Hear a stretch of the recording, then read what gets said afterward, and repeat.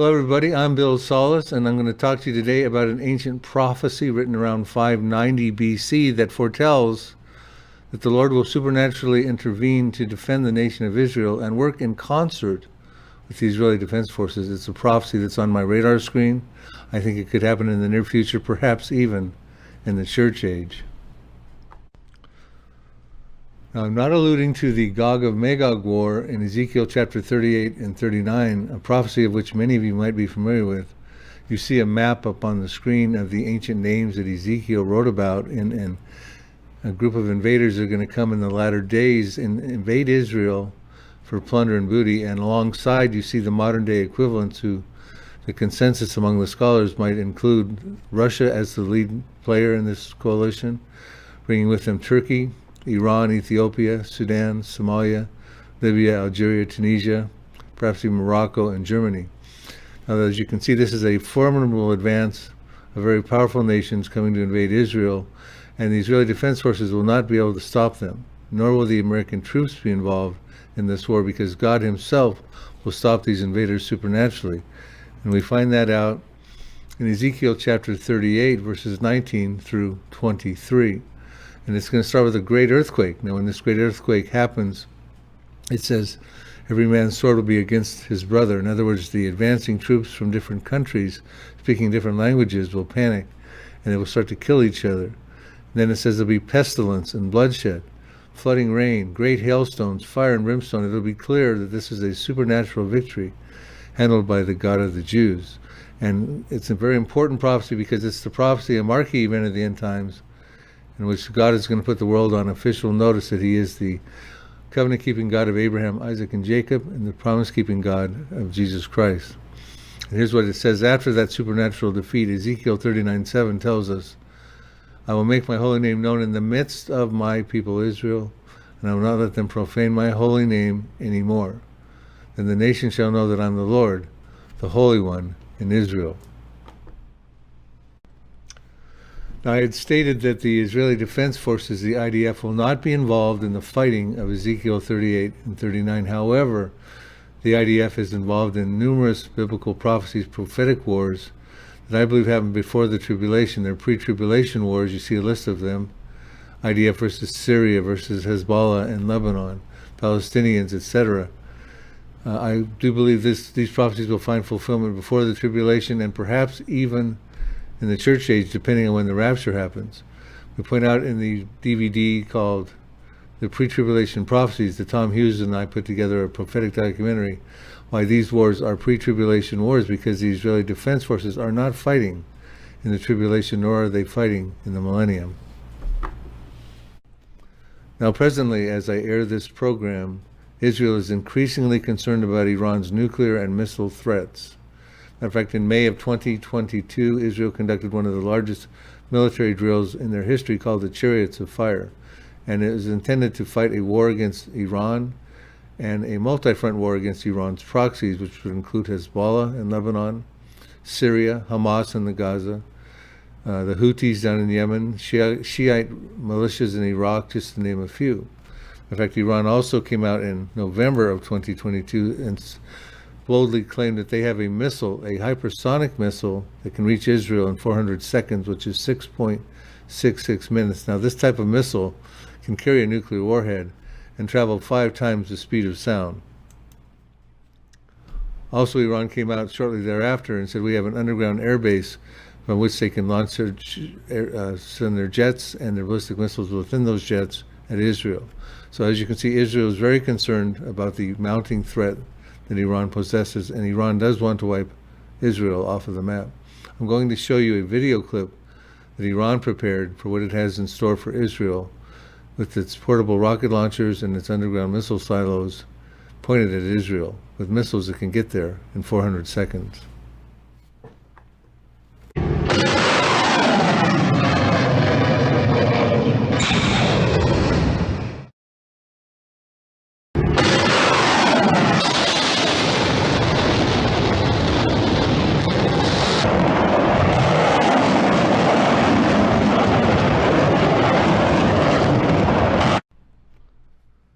Now, that video clip, as well as the one audio drama clip that I'm about to show you, as well as all the other slides throughout the remainder of this presentation, have all been taken from my Future War Prophecies DVD.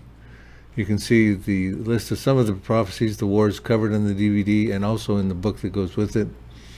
The war between Israel and Syria, the proxy war, the Psalm 83, final Arab-Israeli war, Ezekiel 38, we talked about briefly at the beginning of this show.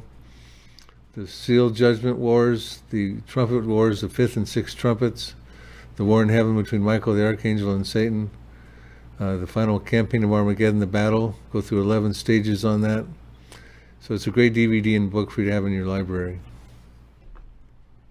Good evening, ladies and gentlemen. This is Peter Grant. We're breaking into your regularly scheduled programming to bring you this important news alert. War has broken out in the Middle East between Israel and its neighbors. I repeat, Israel is at war with several of the nations that surround it, including Syria, Lebanon, and Jordan. We have a correspondent, Olivia Markel, who is standing by live in Tel Aviv. Olivia, what can you tell us about the situation at this hour? Peter, we have reports that the Israelis are fighting on several war fronts, even as we speak. The Israeli news reports that the initial conflict began early this morning when missiles were launched from Syria and southern Lebanon into Israel. Hezbollah, the terrorist organization, is being blamed. However, Al Jazeera TV is stating that the Israelis were first to strike inside Syria, instigating the exchange. In any event, we do have confirmation that at least 2 missiles landing in Israel contain chemical warheads. I repeat, chemical warheads. That audio clip you just saw came from an audio drama called The Coming Global Transformation. It's a collaborative work I was able to do with Jim Tetlow and Brad Myers. Matter of fact, I invite you to go online, Google search The Coming Global Transformation. You'll find right at the top that you can actually listen to the audio drama online for free, the 22 different scenes, which covers not only the Middle East wars like the clip you just heard, but also gets into UFO deception, the harlot world religion, and much, much more. So I encourage you, Google search The Coming Global Transformation and be benefited by this wonderful audio drama. Now, The Coming Global Transformation is also available on Kindle on Amazon for free, so you can read the script in its entirety. And it's also available as a CD for an audio version as you're driving in your car if you want to listen to the 22 scenes as well. Now, that audio drama, the conflict involved Hezbollah and Syria in a confrontation with Israel, but it also included Jordan. And some of you might be thinking, well, would Jordan really be involved? They have a peace treaty with Israel, and presently, of course, they do. However, Scripture informs us that that peace treaty is temporary at best. I'm going to show you 3 prophecies involving Jordan in a confrontation with Israel, whereby that peace treaty is non-existent. We're going to start with the first one in Jeremiah chapter 49, verse 2. Which says, "Therefore, behold, the days are coming, says the Lord, that I will cause to be heard an alarm of war in Rabbah of the Ammonites." Now that is northern Jordan. Amman, Jordan, is where the capital is. And it says, "It shall be a desolate mound, and her villages shall be burned with fire. Then Israel shall take possession of his inheritance, says the Lord." So this involves Israel at a war with Jordan. Amman, Jordan, the capital, becomes a desolate mound, and Israel takes possession of his inheritance regarding the promised land. Genesis 15:18 tells us that Jordan is part of the promised land because that promised land includes land between the river of Egypt, probably the Nile, and of course is all the way through to the river Euphrates, which is in Syria and Iraq. So that's northern Jordan we see here is going to be affected in a war with Israel winning and taking possession of its territory. We're going to look at another camera angle of that war and show that it also involves central Jordan, which is Moab. So we have Ammon, northern Jordan, and Moab, central Jordan.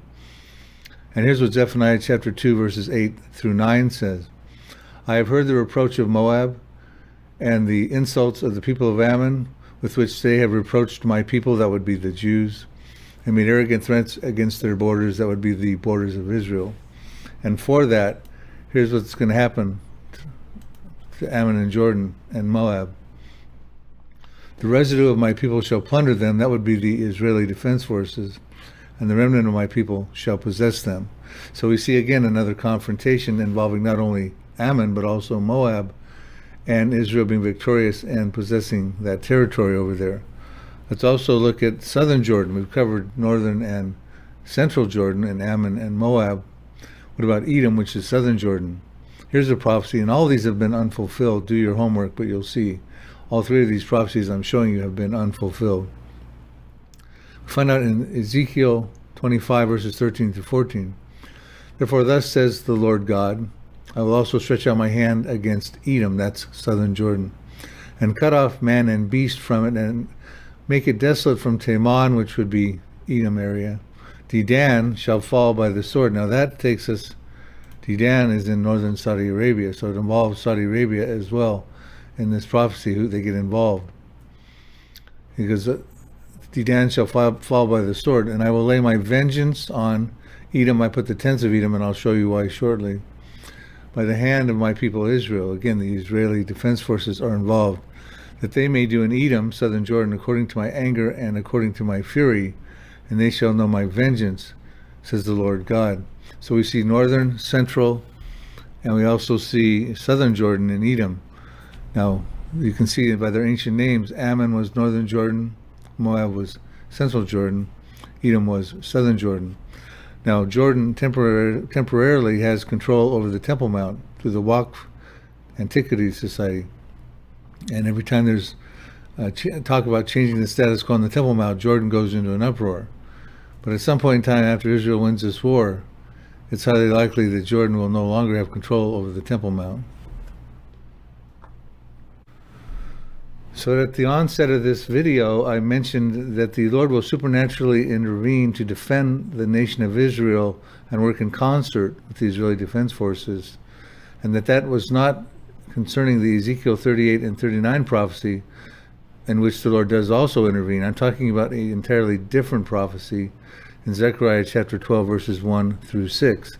A time will come where the people round about, the Arab enemies of Israel that share common borders with Israel in the neighborhood, where they will come and attempt to lay siege on Judah and Jerusalem, and the Lord will make that a cup of trembling to those nations, like a form of dizziness or intoxication in some translations. And that'll be a major mistake on their part, and we'll see why. So I would turn our attention now to Zechariah chapter 12, verse 2. At some point in time, Jerusalem is going to become a cup of trembling.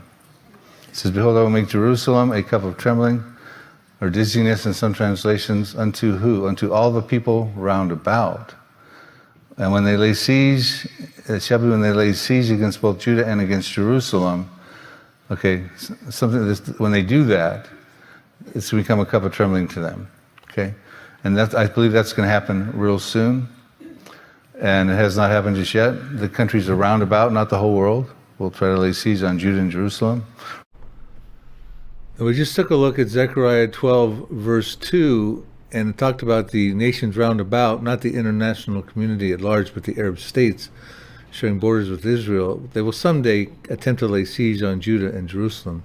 And they will find out that that is a huge mistake, because the Lord will intervene and turn it into a cup of trembling to those nations. But what would the international community's position be around that time frame when that event is taking place?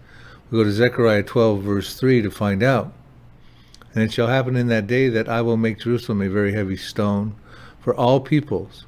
All who would heave it away or impose a burden upon it will surely be cut in pieces, though all the nations of the earth are gathered or assembled against it. Now, I like to read the American Standard Version translation of that same verse. It says, and shall come to pass in that day that I will make Jerusalem a burdensome stone for all the peoples. All the burden themselves with it shall be sorely wounded, and all the nations of the earth shall be gathered together against it. Now, many commentators believe that that particular verse, this verse, Zechariah 12:3, finds fulfillment in relationship with the end of time at the Armageddon campaign. Here's one example from the Bible Knowledge Commentary of the Old Testament by John F. Wolverd. Here's what he says about Zechariah 12, verse 3. That day, alluding to Zechariah 12:3, refers to the future battle, or better, the campaign of Armageddon, in which the nations of the armies will gather together at Jerusalem. So here's how I translate that verse, though. Basically, I believe that when Israel's surrounding Arab neighbors attempt to besiege and to falsely and forcibly possess Jerusalem in that day, the international community will attempt to intervene and impose a burden upon the city.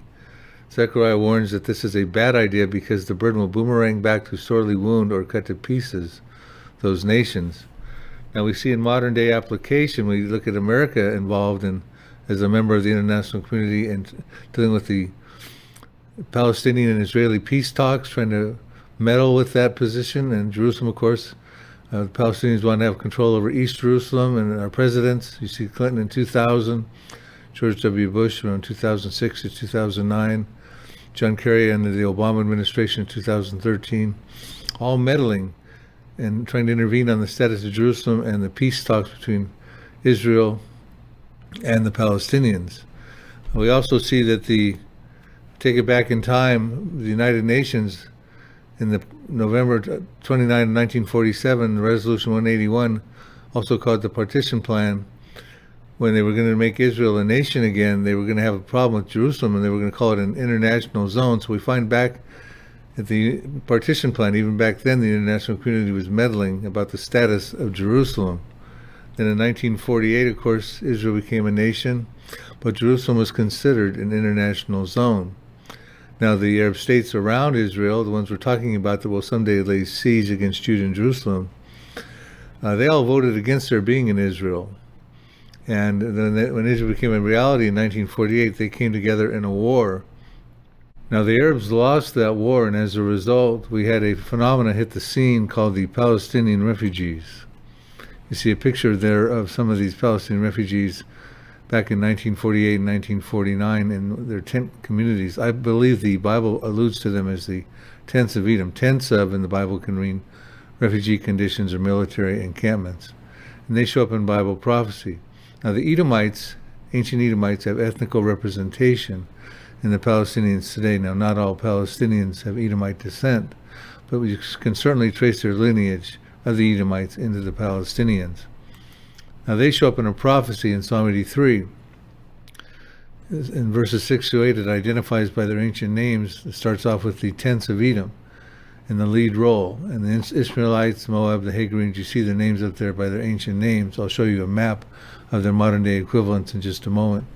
And what they're going to form a confederacy, and they're going to want to destroy Israel. And their goal, it says in Psalm 83 verse 12, is that they want to take for themselves the pastures of God. They want the promised land for their possession. So in a summary, what you have is these countries here, tents of Edom, the Palestinians, you have inhabitants of Tyre, Lebanon, you see Syria. These are all the countries round about Israel that will someday lay siege against Judah and Jerusalem.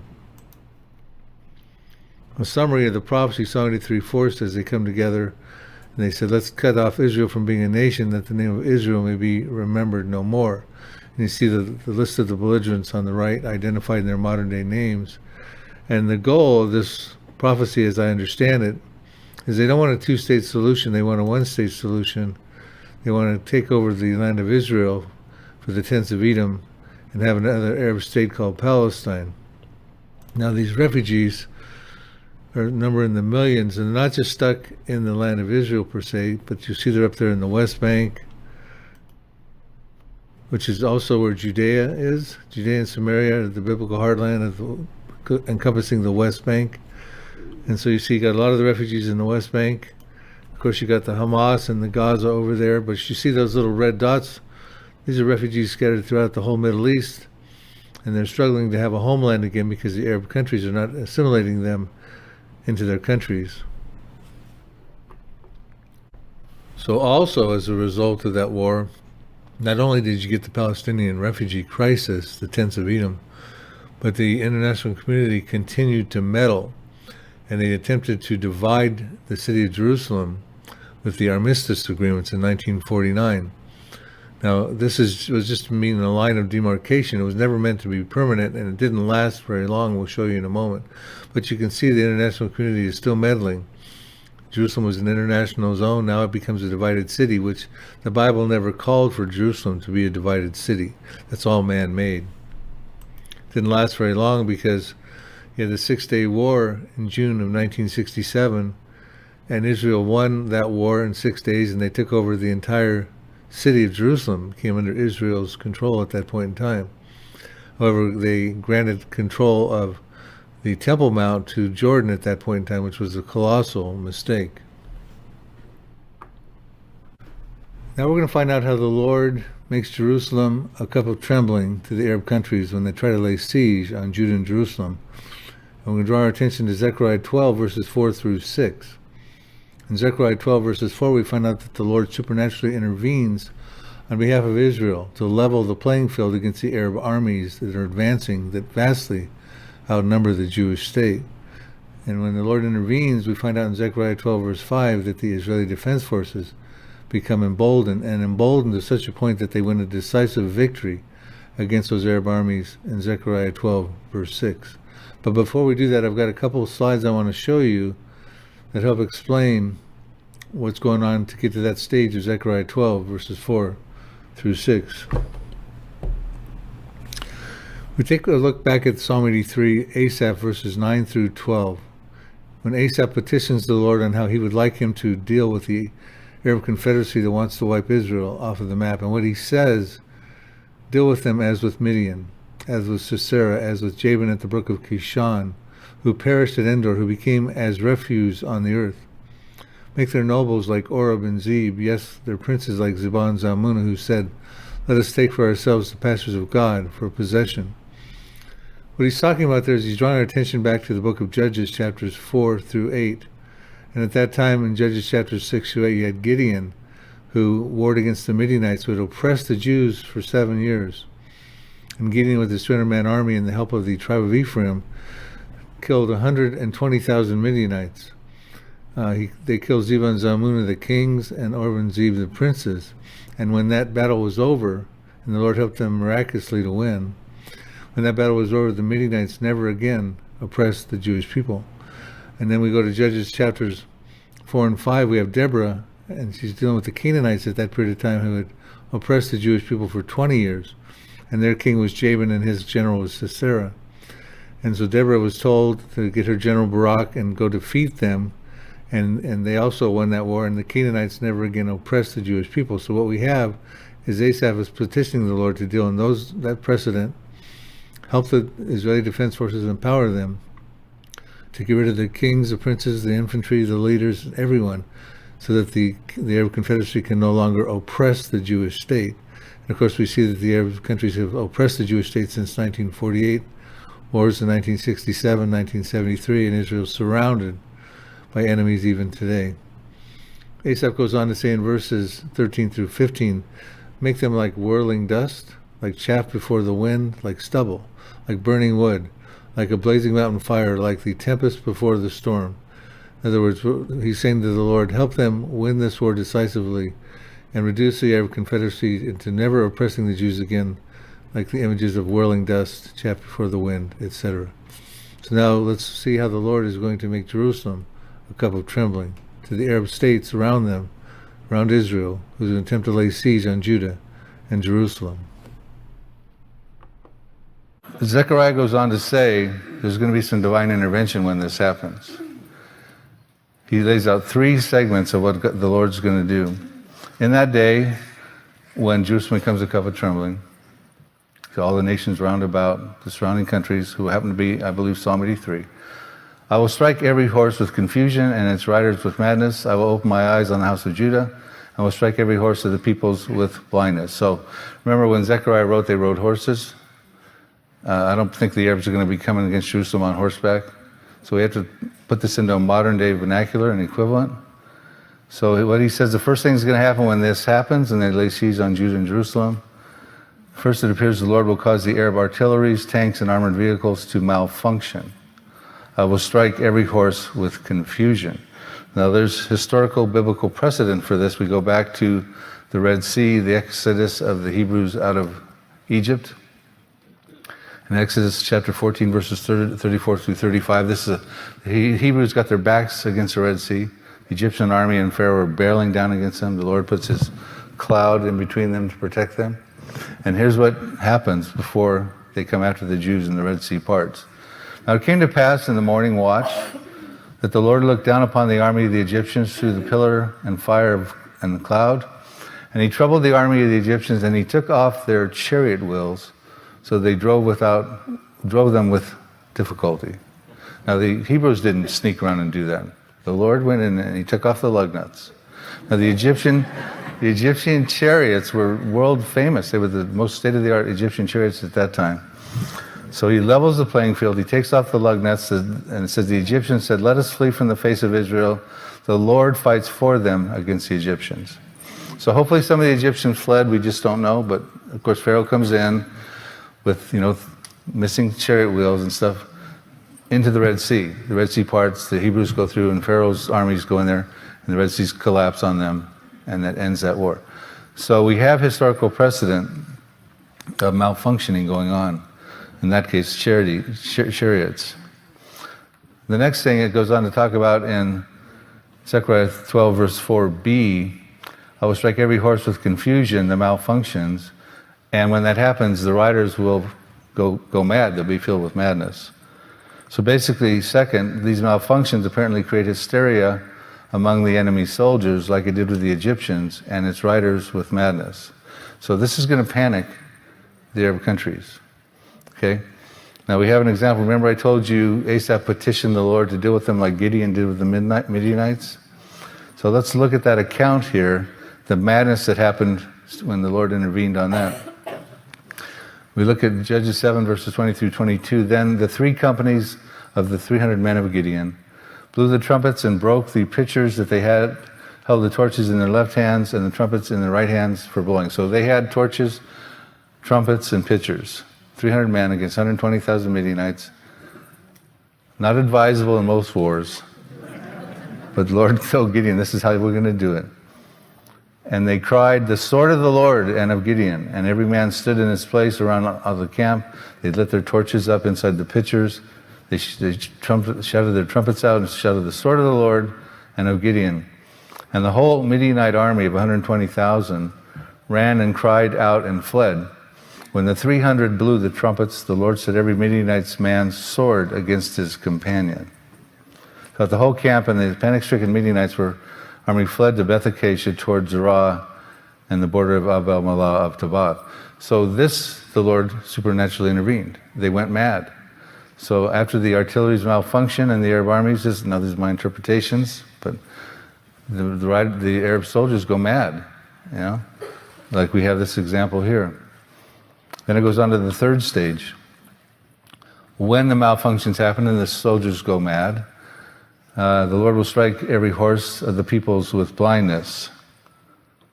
So the Lord will turn his favor toward the IDF, and somehow the guidance, radar capabilities of the enemy's tanks, jets, rockets, etc. will become disabled, and I will strike every horse of the peoples with blindness. So, okay, that's one way to level the playing field, right? Malfunctions on the artillery, madness on the soldiers, guidance and radar systems that don't work. I could be entirely wrong, but that's how I'm interpreting this prophecy. It's in relationship to the day that the Arabs come against the people round about, to lay siege against Judah and Jerusalem. The fourth thing that happens is the Israeli soldiers are emboldened when they see this intervention happen. It says in Zechariah 12:5, and the governors of Judah, read that as the captains of the Israeli defense forces, shall say in their heart, the inhabitants of Jerusalem are my strength, and the Lord of hosts their God. So fourth, the Israeli defense forces become emboldened to battle as they witness the enemy's equipment malfunction and the Arab armies panic. They will gain courage as they focus on their fight to regain sole sovereignty over Jerusalem, which has come under siege, Judah and Jerusalem. Then it goes on to say how this will conclude after the playing field's been leveled, the battlefield. Zechariah 12:6 says, and in that day, again we're talking about when they lay siege on Judah and Jerusalem and all those divine interventions from the Lord has happened, I will make the governors, the Israeli defense forces if you will, of Judah like a fire pan in the woodpile and like a fiery torch in the sheaves, and they shall devour all the surrounding peoples on the right hand and on the left, but Jerusalem shall be inhabited again in her own place. Yes, Jerusalem. So we have a picture imagery of a fire pan as a battlefield. The Israeli defense forces represent a fiery torch. The surrounding peoples represent sheaves. We know who will win that war. And they will devour them on the right hand and on the left hand. So we have to ask ourselves the question, the peoples round about, Are there people roundabout on the right hand and the left hand that have claims they feel they want to lay siege on Judah and Jerusalem, which they will do? And I say, yes, there are. And they're not in Ezekiel 38. They're in Psalm 83. So Zechariah 12 is not found fulfillment yet. Zechariah 12 through 6 there, that we just talked about. So in conclusion, a day draws near where the Arab states around Israel are going to attempt to lay siege on Judah and Jerusalem, a final attempt. And when that happens, the Lord will make Jerusalem like a cup of trembling to those Arab states. He will also supernaturally intervene to level the playing field against the Arab armies versus the Israeli Defense Forces. The Israeli Defense Forces will be emboldened when they see that happen, and they will win a decisive victory, a final victory on their Arab enemies to the right hand and the left hand. They will devour them and defeat them. And when that happens, it will fulfill a prophecy in Ezekiel 28 that talks about the Lord executing judgment upon the Arabs around them. And here's what it says. Thus says the Lord, when I have gathered the house of Israel from among the peoples whom they are scattered, and am hallowed in them in the sight of the Gentiles, then they will dwell in their own land which I gave to my servant Jacob. And they will dwell safely, and they'll build houses, and they'll plant vineyards. Yes, they will dwell securely. When I execute judgments on all those around them who despise them, then they shall know that I am the Lord, their God. This is coming. This day draws near. We may see it happen during the church age, and if we do, how will that affect you and your walk with the Lord? Will you be able to evangelize and give a defense for your faith, knowing this prophecy beforehand is about to happen? I hope so, and thank you so much for watching.